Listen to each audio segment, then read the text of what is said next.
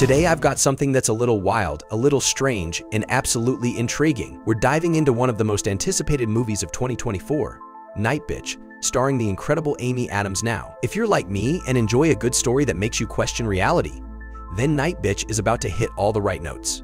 This one isn't just a movie, it's a journey into the complexities of motherhood, identity, and transformation, both literal and metaphorical. So, let's set the stage. Imagine a woman who steps away from her blossoming career as an artist to become a stay-at-home mom. You know, society sometimes paints this image of motherhood as serene and fulfilling, but this movie dives headfirst into the unspoken truths. Amy Adams plays a character who's feeling isolated, overwhelmed, and disconnected. You can sense that she's just trying to hold it all together. The pressures of being a new mom, the solitude, the strain it puts on her relationship with her husband, this movie doesn't shy away from the dark corners of that experience. And here's where it gets interesting. She starts to believe she's turning into a dog. Yes, you heard that right. This isn't just some metaphor thrown in for kicks. It's a literal transformation. Or is it? Now, I know what you're thinking. A woman turning into a dog. That's bizarre, right? But this isn't just some surface-level transformation story. It's an exploration of how motherhood can feel consuming, even feral, at times. Picture this, you're in the middle of changing diapers, dealing with sleepless nights, and suddenly you notice a patch of fur growing on your back. Your teeth?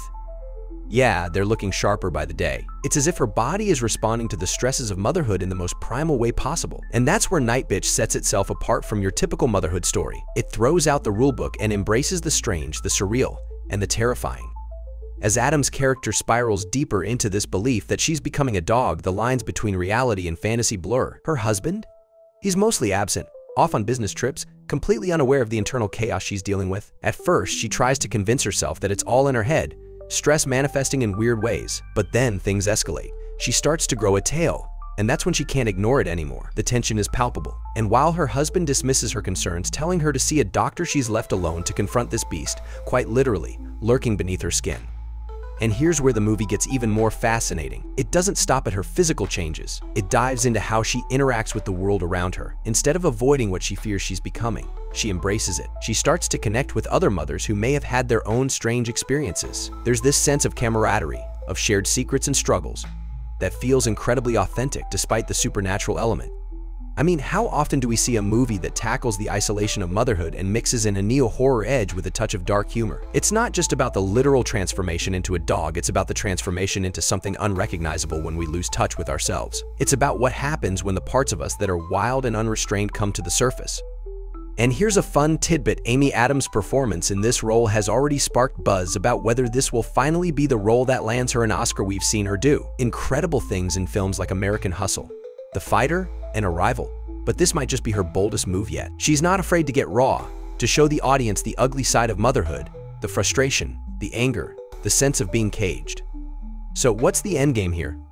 Without giving away too many spoilers, I'll say this: the movie leaves you with more questions than answers, and that's the beauty of it. Is she really turning into a dog, or is it all in her head? The ambiguity is part of what makes this story stick with you long after the credits roll. It's one of those films where every viewer might come away with a different interpretation. Maybe it's a cautionary tale about losing oneself in the demands of motherhood. Maybe it's about reclaiming a sense of identity, no matter how wild that identity might seem to the outside world. Whatever it is, it's a story that's sure to spark conversation.